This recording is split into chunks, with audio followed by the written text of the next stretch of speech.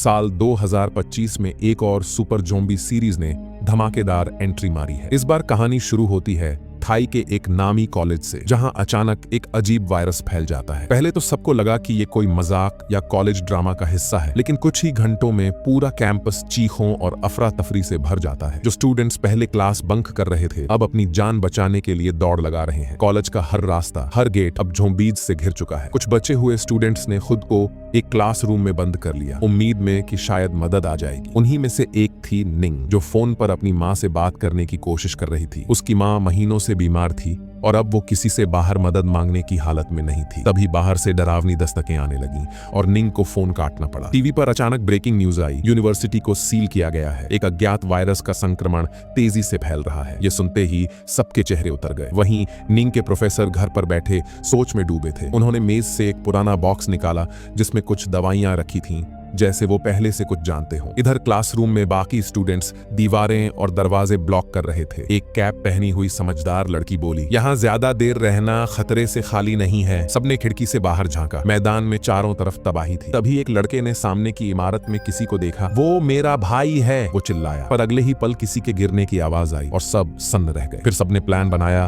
कि पास वाली लाइब्रेरी में शिफ्ट हुआ जाए, क्योंकि वहां मरम्मत का काम चल रहा था और शायद ज़ॉम्बीज कम हो। लेकिन रास्ता आसान नहीं था, हर मोड़ पर खतरा था। निंग बार बार अपने पापा को कॉल कर रही थी। तभी प्राव बोली, अरे पागल हो गई हो क्या? कॉल करने से लोकेशन ट्रेस हो जाएगी। लेकिन अब तो देर हो चुकी थी। ज़ॉम्बीज ने उन्हें चारों ओर से घेर लिया था। तभी एक लड़के ने बैग से ब्लूटूथ स्पीकर निकाला। आवाज से इन्हें दूसरी तरफ खींच लेते हैं। सबको आइडिया बढ़िया लगा, मगर सवाल था कौन जाएगा? सब एक दूसरे की शक्ल देखने लगे। आखिर वही कैप वाली लड़की बोली, प्राव ठीक है, अगर कोई नहीं जा रहा तो मैं जाती हूँ। सबकी सांसें रुक गई जब वो धीरे धीरे दीवार के साथ सरकते हुए नीचे हॉल तक पहुंची। उसने जमीन पर स्पीकर रखा और प्ले बटन दबाया, लेकिन स्पीकर से आवाज आई, ब्लूटूथ कनेक्टेड। वो डर के मारे बैठ गई, आंखें फटी की फटी। उसने इधर उधर देखा। कुछ देर के लिए सन्नाटा था, पर तभी दूसरी मंजिल पर किसी की परछाई दिखी। एक ज़ॉम्बी जो अब सीधे उसकी ओर कूदने वाला था। जैसे जैसे रात गहराती गई, स्टूडेंट्स का डर भी बढ़ता जा रहा था। बाहर हर तरफ ज़ॉम्बी घूम रहे थे, लेकिन निंग और उसकी टीम ने अब तक उनके पैटर्न को समझ लिया था। ये ज़ॉम्बी अंधेरे में कम और आवाज या रोशनी की तरफ ज्यादा आकर्षित होते थे। इसलिए सबने तय किया कि रास्ते में आने वाली हर स्ट्रीट लाइट से बचते हुए अंधेरे में ही लाइब्रेरी की ओर बढ़ा जाए। सब ठीक चल रहा था, लेकिन तभी तिहाई की पैर मुड़ गया। वो दर्द से चीख पड़ी और वही आवाज सब कुछ बिगाड़ गई। आसपास के ज़ॉम्बी तुरंत सतर्क हो गए। सबने सांस रोक ली। कोई भी हिलने की हिम्मत नहीं कर रहा था। दूसरी तरफ वो कैप वाली लड़की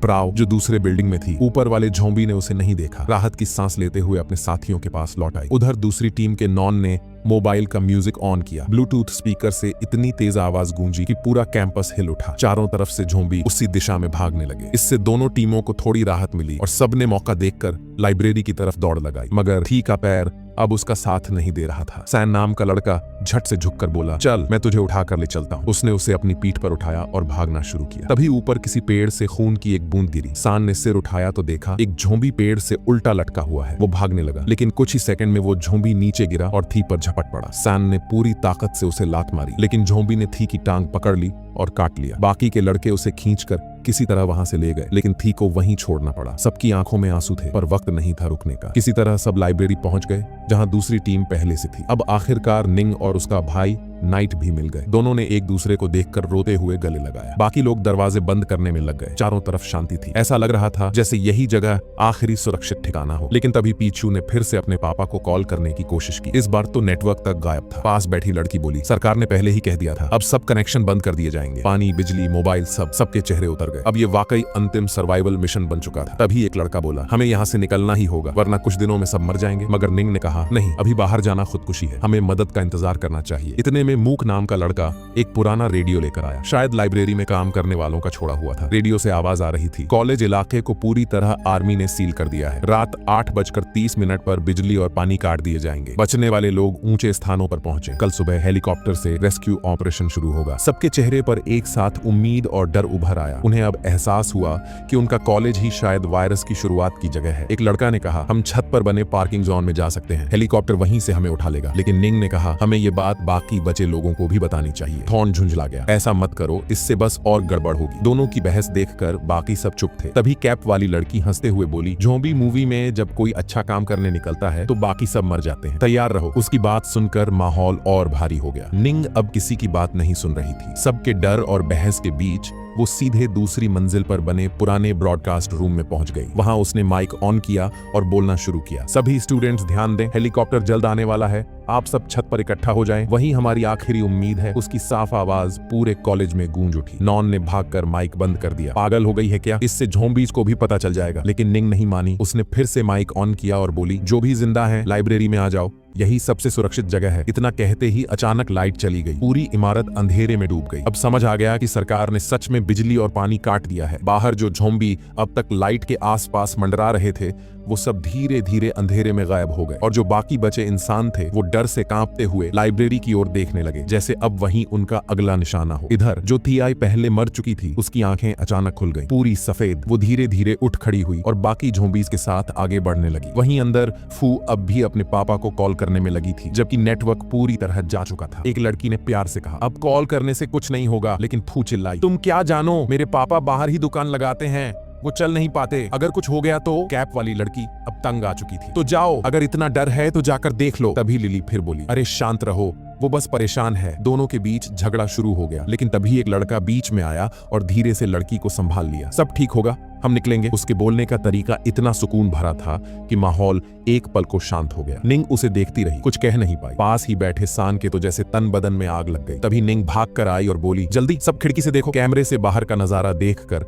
सब सन्न रह गए। सैकड़ों ज़ॉम्बी एक ही दिशा में बढ़ रहे थे, जैसे किसी ने उन्हें सिग्नल दिया हो। सबके चेहरे पर सवाल था, ये टीवी वाले ज़ॉम्बी नहीं है, ये जैसे आपस में बात कर रहे हो। निंग ने कहा, अब बहस छोड़ो, सुबह तक रेस्ट करो, कल हमें छत तक पहुंचना है। सबने हामी तो भर ली, पर नींद किसे आनी थी। कोई दीवार से टिक कर बैठ गया, कोई सन्नाटे में छत की ओर देखने लगा। सुबह होते ही सैन ने सबको जगाया, 7 बजे तक लौट आना, सब अपने लिए कुछ न कुछ हथियार ढूंढो। सब अलग अलग दिशाओं में निकल गए। जाते जाते सैन ने थॉर्न को रोका और बोला, मेरी बात ध्यान से सुन, निंग से दूरी बना ले। थॉर्न ने हंसकर कहा, क्यों, डर लगता है? सैन ने ठंडी हंसी छोड़ी, तुझे पता भी है वो कौन है? वो प्रोफेसर के साथ एक सीक्रेट प्रोजेक्ट पर काम करती थी और उसकी माँ जो बीमार है वो उसी वायरस से पीड़ित थी। उधर प्राओ को एक टूल बॉक्स मिल गया। देखो, अब हमारे पास हथियार है। वो खुश होकर बाकी को बुलाने लगी, लेकिन तभी उसके पास खड़ा लड़का खिड़की से झांकता हुआ बोला, रुको, कुछ गड़बड़ है। नीचे लॉबी में ज़ॉम्बीज़ घूम रहे थे, लेकिन सवाल ये था कि वो अंदर आए कैसे? दरवाजे तो सब बंद थे। तभी सबने देखा, कुछ ज़ॉम्बी यूनिफॉर्म में थे, क्लीनिंग स्टाफ के कपड़ों में। प्राओ के मुंह से निकला, ओ गॉड, ये तो असली वर्कर थे। दरअसल ये सब पहले से कॉलेज के स्टाफ थे, जिनके पास आईडी कार्ड्स और एक्सेस पास थे। अब सब समझ गए, यही लोग सर्विस गेट से अंदर घुसे थे और अब उनकी नजर ऊपर सीधी निंग की टीम पर थी। सब कुछ अब मौत की एक नई लहर की तरह बढ़ रहा था। ज़ॉम्बी से बचते बचते सबकी हालत खराब थी। तभी लिली हे ने सोचा कि चलो खिड़की से कूदकर हॉल में वापस चलते हैं। लेकिन तभी एक लड़की का फोन अलार्म तेजी से बजने लगा। अब स्क्रीन टूटी हुई थी, चाहे जितना दबाओ बंद ही नहीं हो रहा था। ये आवाज सुनकर सारे ज़ॉम्बी उधर भागे और बेचारी लिली डर के मारे खिड़की से कूद गई। लेकिन अफसोस, ज़ॉम्बी ने उसे पकड़ लिया और गले पर सीधा वार कर दिया। पीछे से फू अब भी मोबाइल पकड़े भाग रही थी और उसके पीछे पूरी ज़ॉम्बी की बारात लाइन में दौड़ती आ रही थी। जब वो बाहर पहुंची तो देखा लिली का हाल बुरा हो चुका है। वो एक चीख मारती है और भाग निकलती है। लेकिन आगे क्या होगा? क्या वो लोग छत तक पहुंच पाएंगे या सब बन जाएंगे ज़ॉम्बी कबाब? जानने के लिए देखिए अगला पार्ट, ज़ॉम्बी वॉर भाग 2।